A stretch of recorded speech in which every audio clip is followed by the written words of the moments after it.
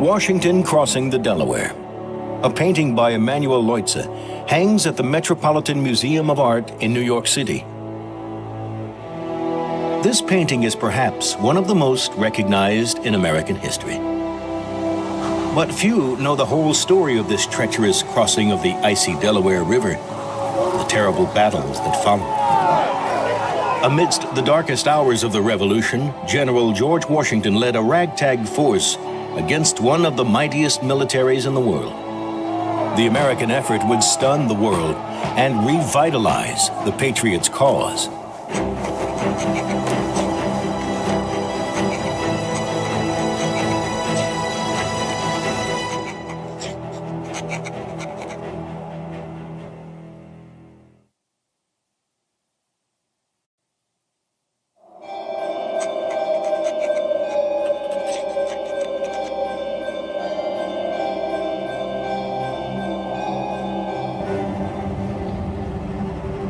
For more than a year, 13 colonies stood in rebellion to their government, an ocean away.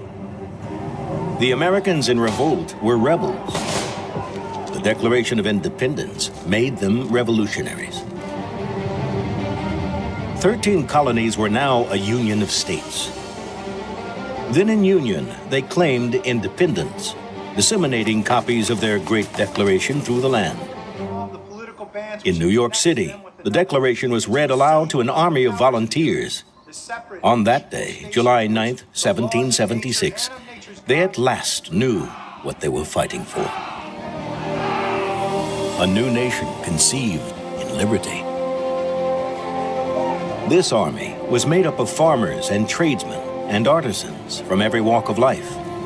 Their officers were businessmen, lawyers, and planters, mostly amateurs.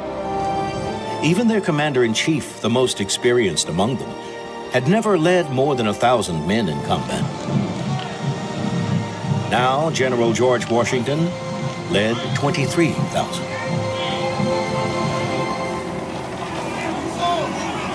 Independence, however grandly declared, would not be won by words. And while Americans cheered, a British army, 25,000 strong, more than half of the armed forces of the British Empire, descended upon New York to contest the argument. The British soldiers under General William Howe were well-trained, well-equipped, and well-paid. And their ranks were bolstered by German contract soldiers. These Hessians, famous for their skill and feared for their fierce fighting ability, made up over a third of the British Army. In short order, they swept Washington's army in battle after battle, from Brooklyn to New York City, Manhattan, White Plains, and the Jersey Palisades, leaving little to stop them from seizing Philadelphia, the seat of the fledgling nation. With mounting defeats, joy was replaced by desperation. Many of Washington's soldiers deserted for home as they retreated south. By December 1776, only 3,800 were left. Washington despaired of what the future might bring, writing, "I am wearied almost to death." British General Howe was convinced Washington and the American army had lost the will to fight. It was hard to disagree. New York City had fallen, and the British occupation spread to control 3 colonies. The Continental Army was badly beaten, outflanked, demoralized. The rebellion seemed doomed. Washington's army, the Americans, the United States, needed a miracle.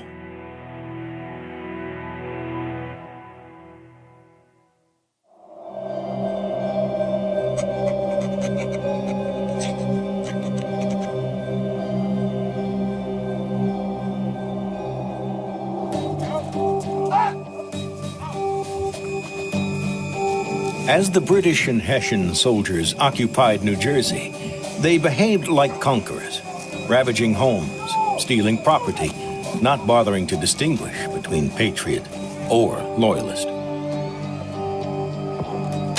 But Americans would not be idle victims. Incensed by the depredations, bands of New Jersey militiamen began to raid and attack small, isolated British units. And Thomas Paine, the author of Common Sense, the popular voice of the American Revolution, while marching south with Washington's army, captured the desperate hopes of the moment. "These are the times that try men's souls," he wrote. "The summer soldier and the sunshine patriot will, in this crisis, shrink from the service of their country. But he that stands by it now deserves the love and thanks of man and woman. Tyranny, like hell, is not easily conquered. But the harder the conflict, the more glorious the triumph." Paine's words spread like wildfire amongst the patriots that winter. His American Crisis essays were read in taverns and churches, courthouses and state houses, and on the banks of the Delaware, in the tents and around the campfires of Washington's army. Stoked by the harsh British occupation and inspired by Paine's stirring call to duty, Washington's army had begun to grow again. By mid-December, over 7,000 had gathered, prepared to defend the cause, a cause that the British considered already dead. Aided by spies in the field, Washington realized that while the British had more soldiers, they were thinly scattered along outposts and towns throughout New Jersey. And one of the most important outposts, Trenton, isolated by poor roads, was especially vulnerable. If Washington could cross the Delaware quickly, he could strike the Trenton outpost before enemy reinforcements might arrive.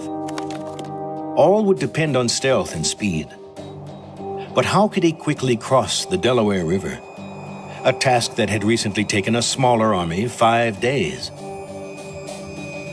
And time was not on Washington's side. By late December, most of his soldiers' enlistments would end. His army would disappear. "By perseverance and fortitude, we have the prospect of a glorious issue," wrote Paine. "But by cowardice and submission, a sad choice is a ravaged country and slavery without hope." If, as Paine pointed out, salvation were at hand, Washington would test it with a very bold move.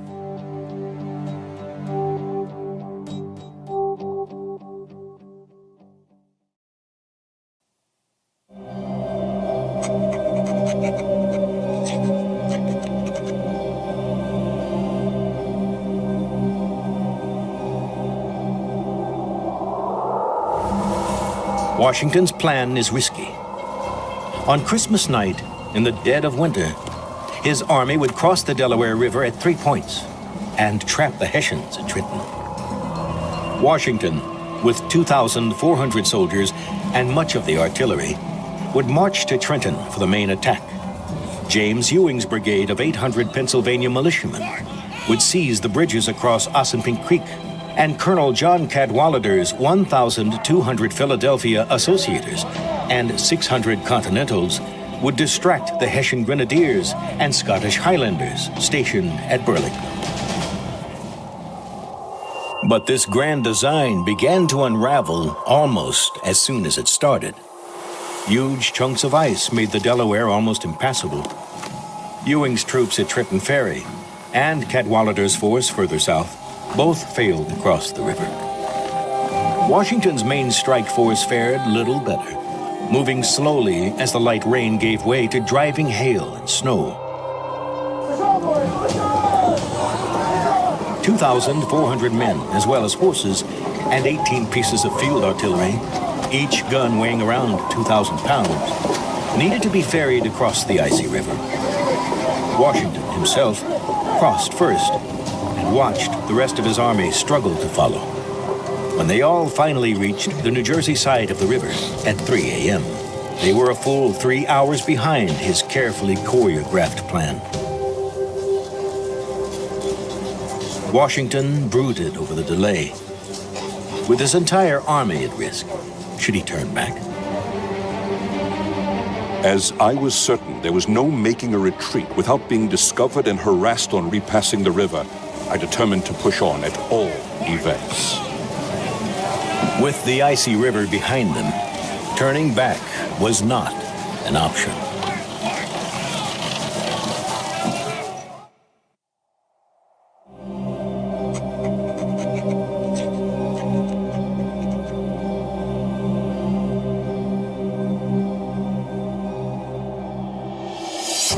Despite the delays, Washington and his generals decide to follow the original plan.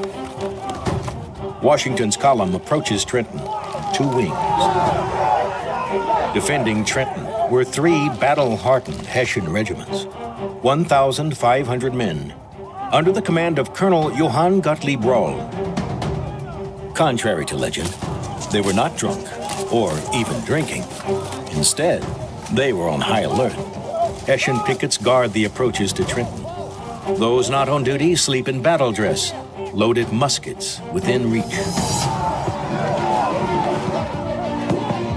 Despite the preparations, Rahl's men are caught by surprise. Erroneously believing Washington has the town encircled, but considering the Americans' poor soldiers, Rahl orders his men to counterattack. Knox's field guns and American musket fire shatter their brave charge. Rallying his men for one last frontal assault, Rahl is shot twice in the side. He'll die later that night. When the remaining Hessians attempt to retreat, their only route of escape is cut off by General Sullivan's arriving column. Though some Hessians make it out, Washington's men capture almost 900 and inflict 100 casualties. As the captured arms, equipment, cannon, and gunpowder is tallied, Washington is forced to confront his own losses. Despite suffering many wounded and others incapacitated by the severe weather, he reports on several killed, men who froze to death in the unforgiving cold. But more valuable than guns or ammunition was the victory itself.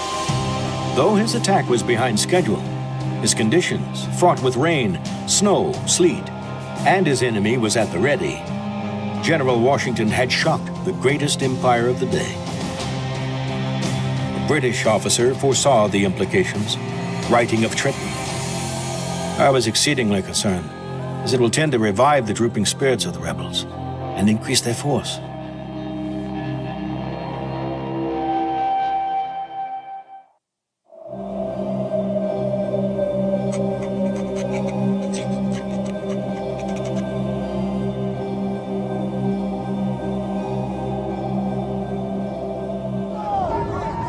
There was little time to rest or celebrate.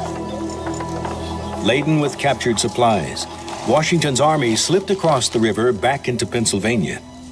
He knew that a single victory was not enough. Plus, time was running out. His soldiers' enlistments ended in a matter of days. On December 27th, just a day after capturing Trenton, Washington learned that Colonel Cadwallader's 1,800 Pennsylvanians had crossed into New Jersey, probing the British defenses. Their reports indicated that the British were panicking and falling back. Was this the moment to strike another blow? Washington asked for an honest assessment from his advisors. At first, some argued that a second crossing would tempt fate. Others pressed for action. As they debated into the night, the consensus began to shift as more realized that without another victory, Trenton could be dismissed as a lucky blow. Soon they all agreed. They would move immediately. Once again, the weather doesn't cooperate. If the first crossing was bad, the second was worse. Yet, by New Year's Eve, most of the army is across the river back in Trenton. New Year's Eve is also the day that many of his soldiers' terms of enlistment ended. Some were leaving for home. Others could not be compelled to stay. And if they left, his army would collapse. Washington appeals to his men's patriotism. You have done all I asked you to do, and more. But your country is at stake. Your wives, your houses, and all that you hold dear. You have worn yourselves out, but we know not how to spare you. If you will stay on 1 month longer, you will render that service to the cause of liberty and to your country, which you will probably never do under any other circumstances. His words were bolstered by $10 in hard coin for every man who stepped forward. It worked. His army remained, soon to fight again.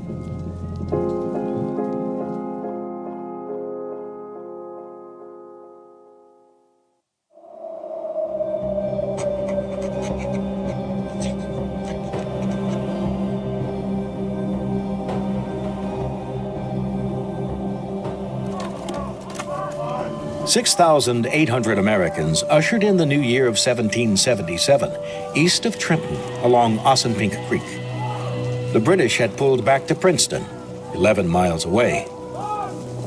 Lord Charles Cornwallis, who had chased Washington's army across the New Jersey countryside, moved to confront Washington with over 8,000 troops, including a body of Hessians intent on revenge. Washington intended to meet them on good ground. Yet, with the Delaware River at his back, there was no easy way to escape if the British forced a retreat. To buy time, Washington orders 1,000 men to harass Cornwallis's force as they approach from the north. The delaying force falls back across a stone bridge over Assunpink Creek. As British musket balls whistle by, Washington rode to the bridge to greet them, inspiring confidence and assurance to his men. Assured of his army's superiority, Cornwallis orders 3 successive and bloody assaults across the narrow bridges and lower fords. In the face of blistering American cannon and musket fire, all British attempts fail as the light disappears. For his brash assault, Cornwallis lost 365 men. For the Americans, who continued to hold their defensive line along the creek, the losses were 100. For the second time in 2 weeks, Washington and his ragtag army had proven their mettle against some of the best combat troops in the world.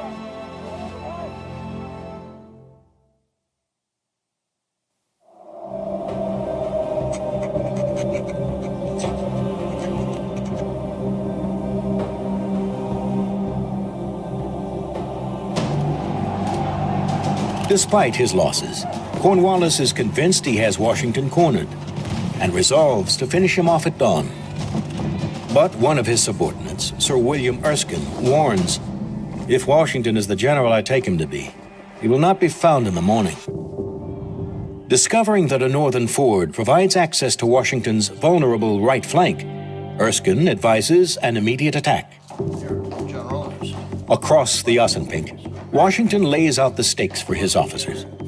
The loss of this army might be fatal to the country, but a retreat in the face of the enemy would also have lasting negative consequences.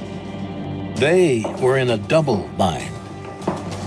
American Brigadier General Arthur St. Clair proposes a novel solution.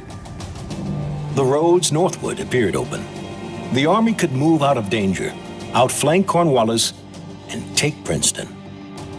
Despite some naysayers, all soon agreed it was a daring option. They could escape the danger of Cornwallis's larger army. And, ever aware of public opinion, Washington was sure of one thing. This move would at least avoid the appearance of a retreat. With the support of his officers, Washington approved the plan. But would they have time to move before Cornwallis attacks? And could they slip away without detection? The bright fires of the American camp, visible well into the early morning, showed that Washington's men were settled in. General Cornwallis remained confident, saying, "We've got the old fox safe now. We'll go over and bag him in the morning." But the American campfires were a ruse, left behind to cover Washington's move. At dawn, Cornwallis was shocked to discover his opponent had slipped away and was on his way to Princeton. The Fox had just executed one of the most brilliant flanking maneuvers in military history.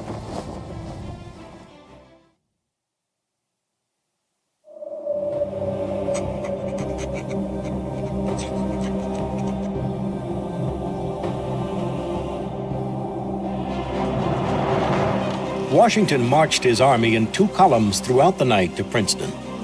As the Americans approach, Colonel Charles Mountvernon, moving south to reinforce Cornwallis with 450 grenadiers, Scottish Highlanders, and dragoons, spots Nathaniel Greene's force. Assessing the situation quickly, Mountvernon immediately attacks across a rising field. The battle begins on Clark Farm.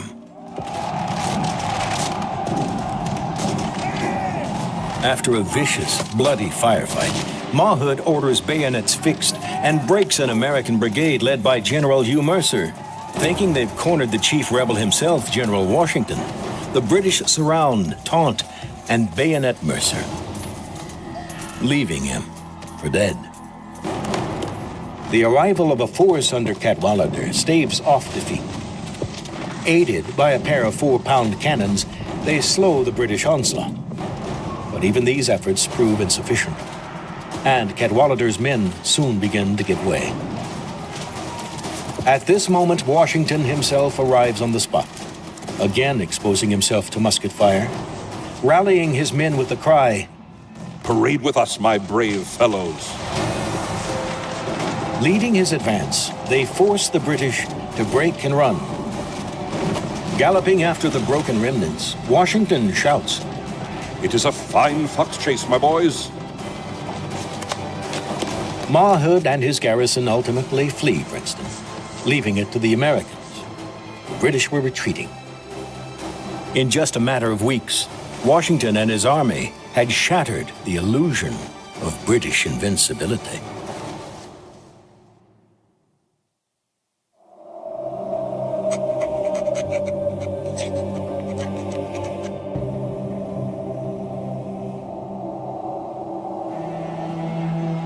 Washington had won at Trenton twice and drove the British from Princeton.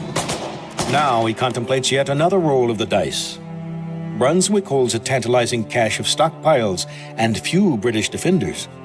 But with little sleep in the past 2 days, his troops are beyond exhaustion. So on January 7th, Washington and the remainder of his victorious army head towards the mountain retreat at Morristown, New Jersey. From here, his army supports the local militias, harassing the British and raiding the countryside, eliminating their supply routes and sources of food. Like 1,000 wasp stings, the raids ultimately force the British to the relative safety and comfort of New York City. With his army now safely positioned around Morristown, Washington was forced to confront an even deadlier enemy, disease.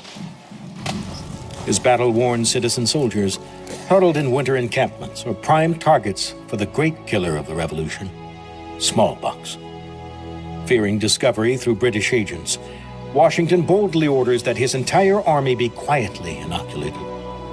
This action, mandated in all Continental Army camps, would save countless lives, lives of the very soldiers who would continue the fight for freedom.